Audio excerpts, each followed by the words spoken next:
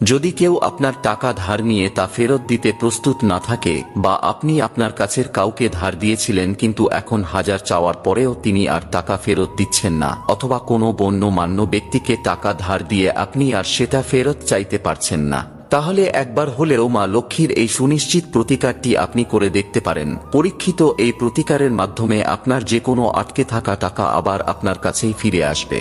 কি সেই প্রতিকার জানার আগে যারা মন থেকে বিশ্বাস করেন বিপদে পড়লে রক্ষা করবেন প্রভু শ্রীরাম, তারা লাইক সাবস্ক্রাইব করে কমেন্টে জয় শ্রীরাম লিখে দিন।